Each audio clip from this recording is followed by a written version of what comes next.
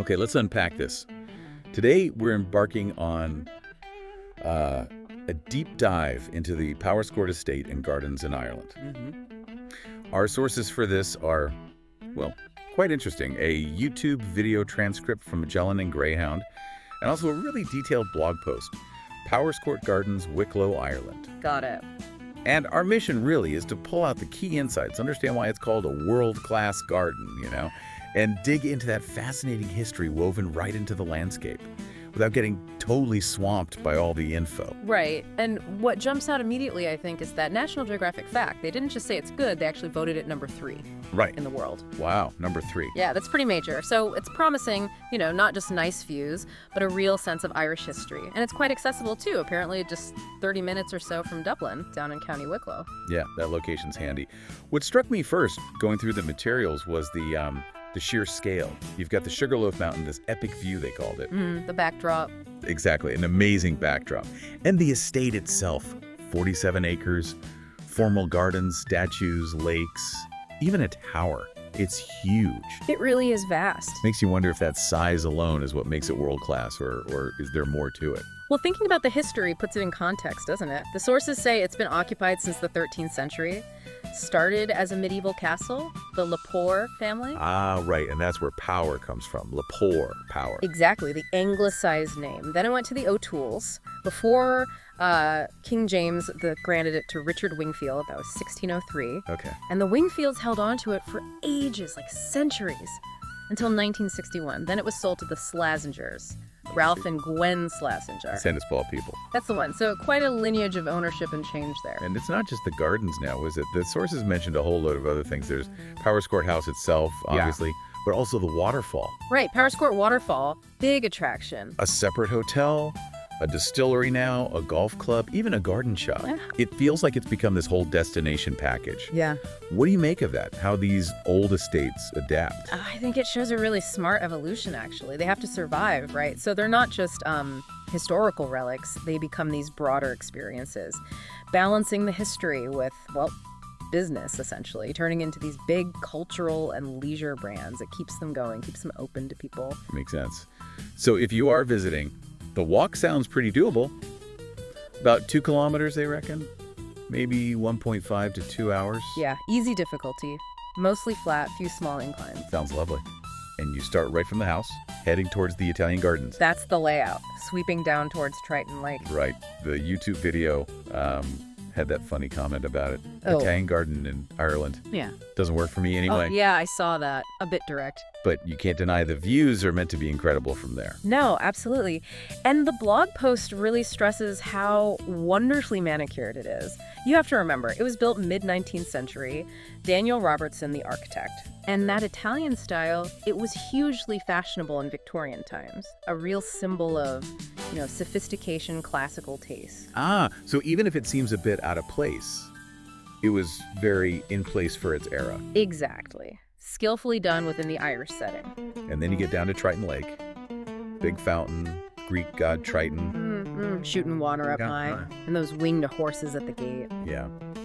Both sources agreed.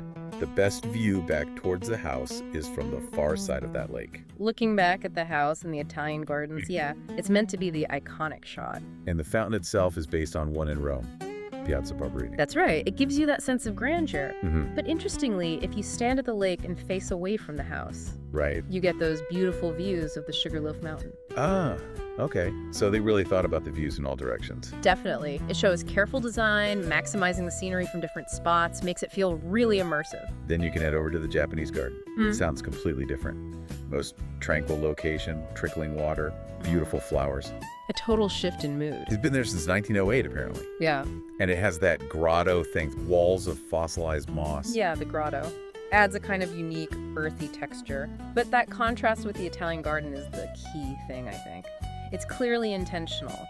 The Japanese garden is all about peace, quiet contemplation, a different kind of curated beauty. Okay, now for something blending architecture and, a bit of a story, the Pepper Pot Tower.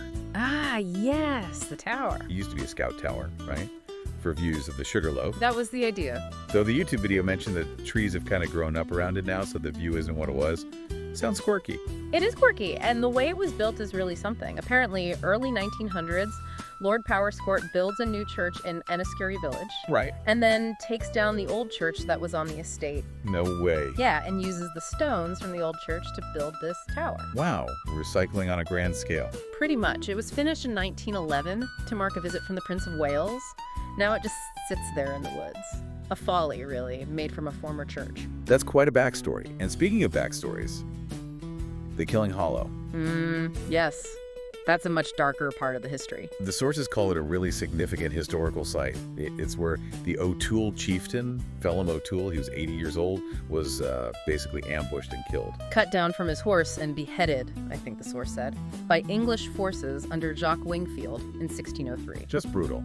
And the YouTube people mentioned this was part of why they visited, exploring family history. Yeah, which makes that spot incredibly personal for some visitors, you imagine. It really grounds the beauty in something quite raw, doesn't it? It absolutely does. And it's not just some isolated incident. If you connect the dots, the Wingfield family, the same family involved in his death, they got the Powerscourt lands from the crown because of O'Toole's defeat and death. Oh, so that event is directly linked to how the Wingfields acquired the estate. Precisely.